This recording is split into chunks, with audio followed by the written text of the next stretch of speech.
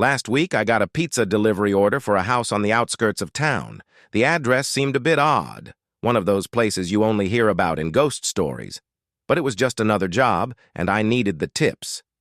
As I drove up the long, winding road, the GPS started glitching, but eventually, I found the place. The house looked like it had been abandoned for years. The yard was overgrown with tall grass and weeds, the windows were broken, and there wasn't a single light on inside. Everything about the place screamed, "No one lives here."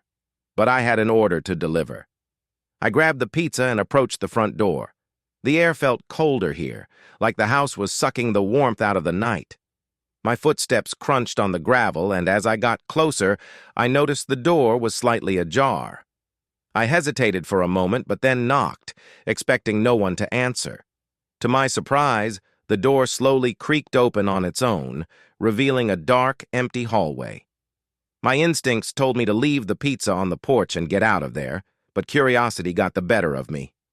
I called out, "Hello?" "Pizza delivery." My voice echoed back to me, the house swallowing the sound. Taking a deep breath, I stepped inside.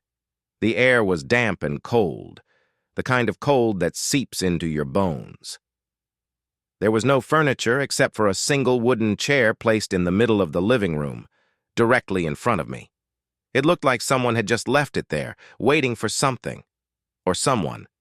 I decided that was enough. I set the pizza box on the floor, turned to leave, and then I heard it. A faint creak, followed by soft footsteps coming from upstairs. My heart started racing. I didn't see any lights on, no sign of anyone actually living here. Yet someone was moving around. Just as I reached the door, I heard a whisper, my name, spoken so softly it could have been the wind. But it wasn't the wind. The sound sent chills down my spine, and I froze. It wasn't the kind of whisper you hear every day. It was cold, almost like a breath from the grave. Without thinking, I bolted out of the house, not even bothering to shut the door behind me. I sprinted to my car, jumped in, and sped off.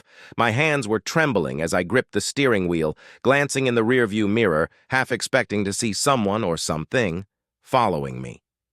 I didn't tell anyone about what happened. Who would believe it? But I'll never forget the feeling of that house, the coldness in the air, the footsteps, and that whisper. I've taken a different route since then, avoiding that side of town altogether. Some places are better left undisturbed.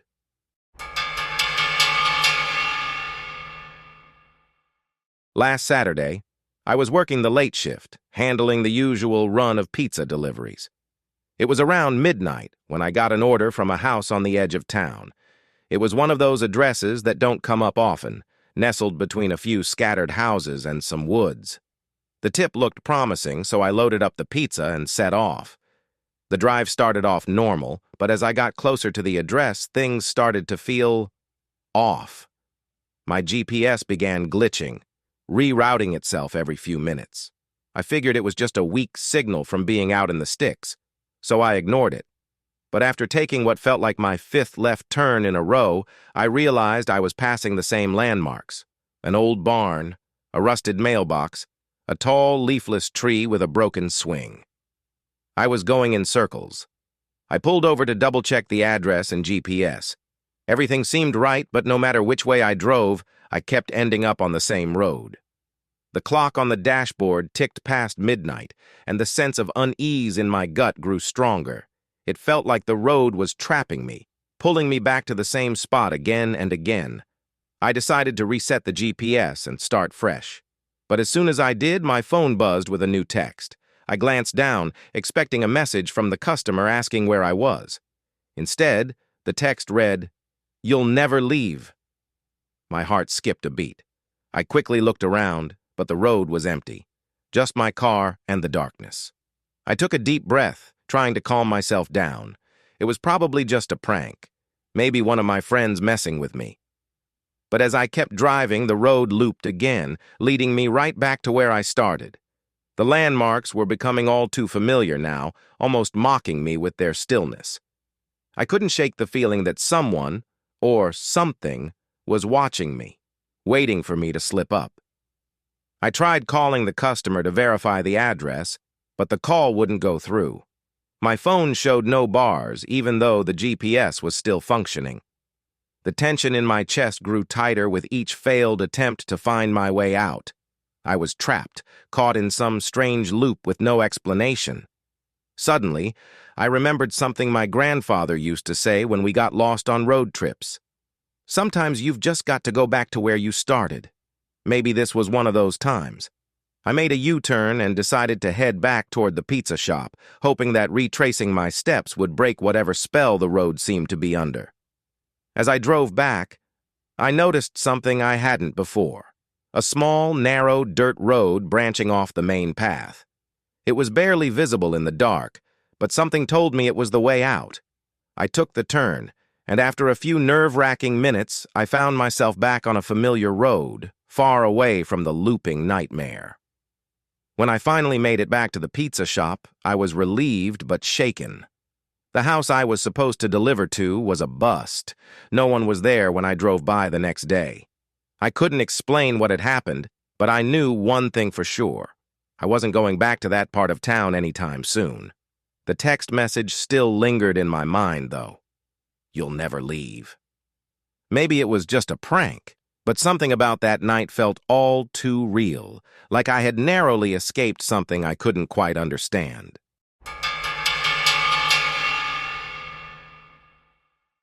Just a couple of nights ago, I was out on another late shift, making deliveries.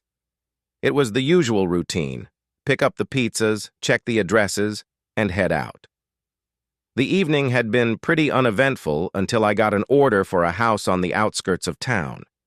The address was a little more isolated than most, but I'd been to similar spots before. The customer requested to pay in cash, which wasn't too common these days, but it didn't strike me as particularly odd at first. When I pulled up to the house, though, I couldn't help but feel a bit uneasy. The place looked like it had seen better days: overgrown yard, peeling paint, and most of the lights inside were off, save for a dim porch light and a few flickers from deep within the house.